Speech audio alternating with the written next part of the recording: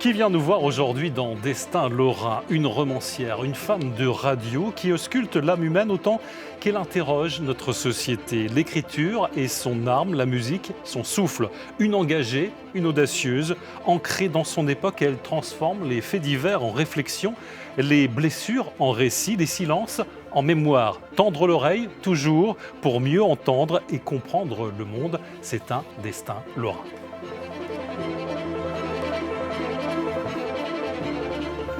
Bonjour Sophie Loubière. Bonjour Thierry. Très heureux de vous accueillir. Romancière, femme de radio, productrice, animatrice, journaliste, passionnée de musique de film.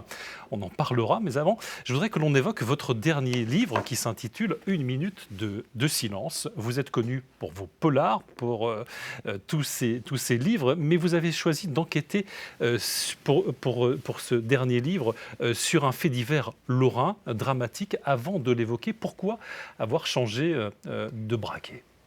En fait, c'est une histoire qui ne pouvait pas être évoquée autrement que par le biais du réel, puisque tous les éléments en place nous parlent, et notamment parlent au Lorrain, puisque c'est une affaire qui s'est passée à Thionville en 2008. Et écrire une fiction, pour moi, c'est tricher, c'est me cacher, c'est louvoyer avec la vérité. Alors que là, il y avait toute une enquête à refaire. Il y avait une véritable quête, plus qu'une enquête, et aussi une façon pour moi de me mettre en abîme, puisque je me suis beaucoup livrée aussi dans ce récit. On va en parler. Un livre choc, né d'un fait divers dramatique qui a fait la une de l'actualité. C'était le 17 novembre 2008. Regardez ce que le journal de France 3 Lorraine en disait à l'époque. Regardez.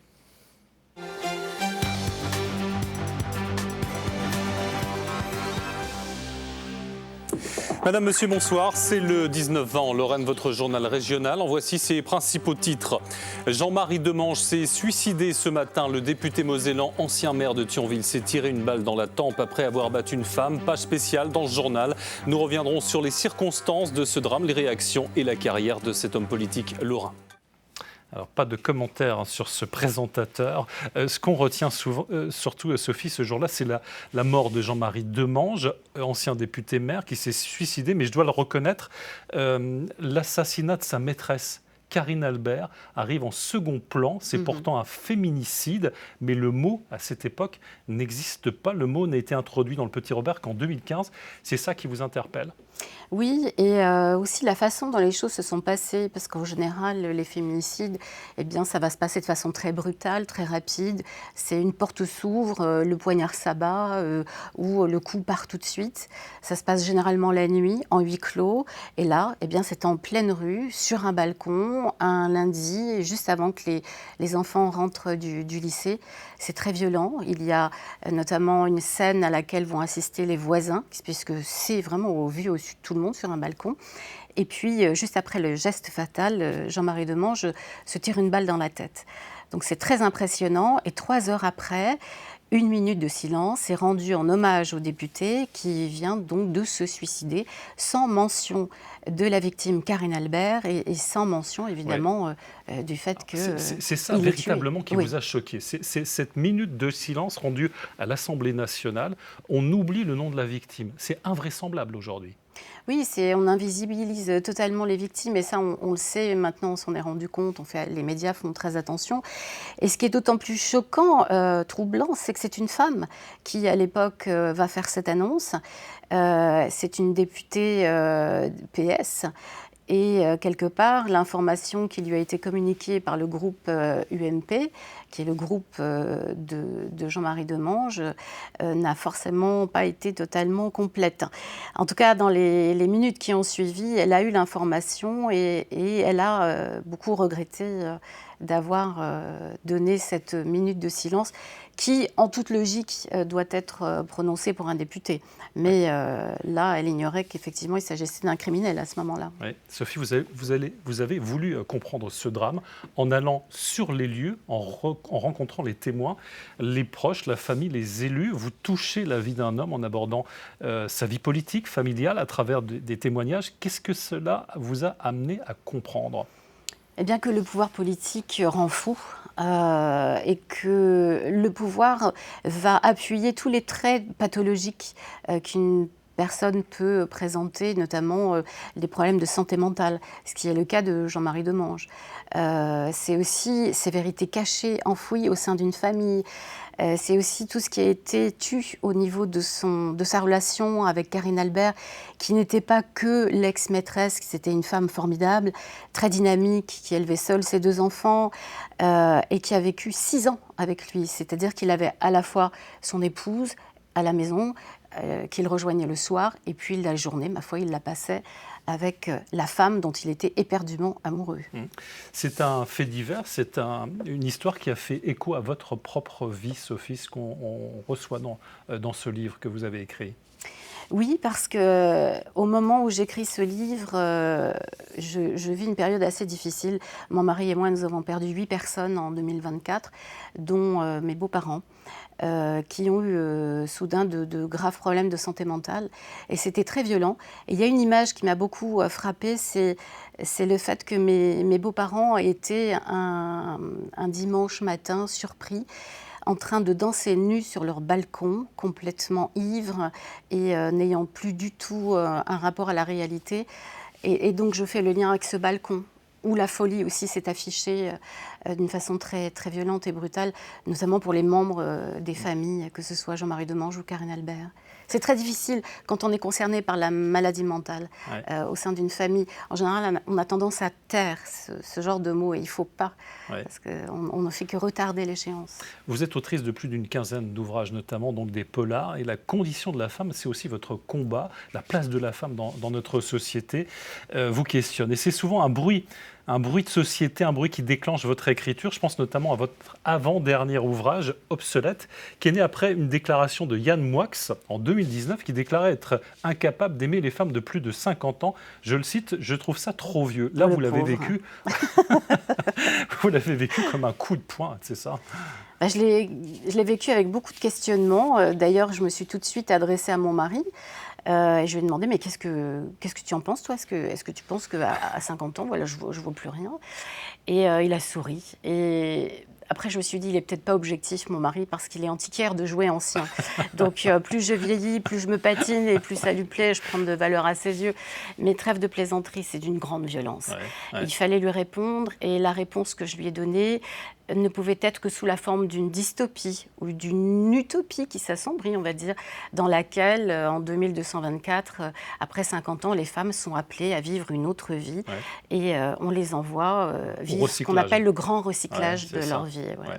Écrivaine, vous l'êtes depuis l'âge de 15 ans, pourtant ce n'était pas écrit dans votre vie, car enfant, vous étiez nul en orthographe, en grammaire et en conjugaison, car vous étiez dyslexique.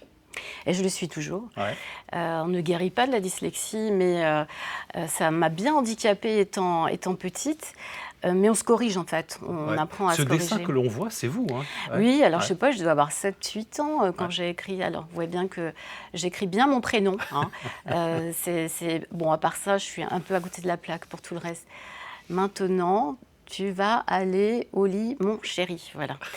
Là, ça représente à peu près ma chambre et mon nounours préféré et le petit lit que je lui ai aménagé. Voilà. Et vous paniquiez en classe, mais c'est un orthophoniste qui va vous expliquer que c'est pas grave et qui va finalement vous donner confiance en vous. Absolument, oui. Je remercie mes parents et l'orthophoniste de m'avoir prise en main parce que je pense que j'aurais raté toute ma scolarité. Mais grâce à eux, j'ai réussi à remonter mon niveau en orthographe puisque c'est surtout à ce niveau-là que ça se passait pas bien. Pour le reste, je dirais que j'investissais énormément tout ce qui était culture, tout ce qui était artistique. Je faisais de la danse, de la poterie, du théâtre, des sketchs à mes copines. Voilà, je ne tenais pas en place. Et vous allez faire de la radio. Donc vous allez vous spécialiser dans l'écriture sonore. Ça va être votre marque de fabrique, car vous l'aviez dit, vous aviez goûté à tous les arts, c'est ça? Oui, c'est... pardon, je suis déstabilisée parce que vous me montrez une photo de France Inter. On va justement en parler parce que vous avez fait France Inter, France Culture. Oui, en fait, j'ai démarré sur les radios locales Ouais. de Nancy. Radio France Nancy. Ouais. J'avais 15-16 ans et voilà, j'ai chopé le virus. La radio a pris le pas dans ma vie après des études littéraires. Donc, je suis tout de suite partie sur ce chemin du micro que je vais garder pendant 17 ans, notamment à France Inter. Et je faisais feu de tout bois, comme vous dites si bien. C'est-à-dire que je mêlais tout ce que j'aime, le cinéma, la littérature, l'humour, la politique, l'engagement vis-à-vis du monde. Vous devenez une voix qu'on écoute, vous faites des portraits de compositeurs, une émission consacrée aux médias, intermédiaires. Dernier parking avant la plage, une émission d'été, parking de nuit, vous devenez une voix. Est-ce que c'est un exercice qui était quelque chose pour vous d'important dans votre écriture avant d'être romancière ? C'était merveilleux. C'était comme une école buissonnière d'aller travailler. Je dois dire que j'étais la première à arriver, la première à partir dans cette grande maison de la radio. Je peaufinais en fait mes émissions comme on retravaille un texte littéraire. C'était de véritables récits, ces émissions. Elles étaient vraiment travaillées de bout en bout sur le plan sonore, sur le plan de l'équilibre musique et texte. Et puis surtout, c'était des rencontres, de grandes rencontres avec des artistes, des grands de ce monde, un enrichissement personnel permanent. Et donc, un jour, il a fallu choisir entre la littérature et la radio. 2011, donc votre premier roman sort L'Enfant au caillou, un roman noir. Ah non, c'est pas mon premier roman. Ah, c'est pas le premier. Non, en fait, j'ai commencé à écrire mon premier roman est publié en 99. Et donc, pendant 10 ans, je vais faire cohabiter la romancière et la productrice radio. Et puis voilà, donc en 2010, j'ai fait le choix de lâcher le micro. Alors, L'Enfant au caillou, c'est un roman qui va connaître un vrai succès en librairie, 5 prix littéraires, un ouvrage traduit qui va connaître une carrière internationale également. Ça a changé votre vie, cette reconnaissance ? Je crois que j'en ai pas vraiment eu conscience tout de suite parce que déjà l'éditeur retient un peu les chiffres, va diffuser l'information petit à petit, si possible après avoir que j'ai signé mon deuxième contrat. La stratégie est intéressée. Et donc non, j'en ai pas vraiment eu conscience. En revanche, je savais qu'à France Inter, j'avais 1 million d'auditeurs par jour sur l'émission quotidienne. Et ça m'impressionnait beaucoup plus. Ouais. Vous avez souvent répété, c'est la musique qui vous dirige. Chacun de vos livres est d'ailleurs accompagné d'une playlist. S'il y avait une petite musique qui pourrait vous ressembler, qui vous parlerait, ça serait quoi ? Une grande. Le générique du James Bond, On ne vit que 2 fois. Puisque je pense que je vis 2 fois. Je vis une fois pour moi et puis une fois pour les autres, pour le monde qui m'entoure et que j'essaye d'habiter avec mes livres. Eh bien, on va l'écouter, on va terminer cette émission avec cette grande musique. Merci beaucoup, Sophie Loubière. Composée par John Barry, quand même. Oui, avec le grand John Barry. Merci à vous d'être venus dans cette émission. Merci, je rappelle Thierry. le titre de votre dernier ouvrage, 1 minute de silence, paru aux éditions Dark Side. Merci à vous et merci à vous de nous avoir suivis. On se retrouve très vite pour un autre Destin Lorrain.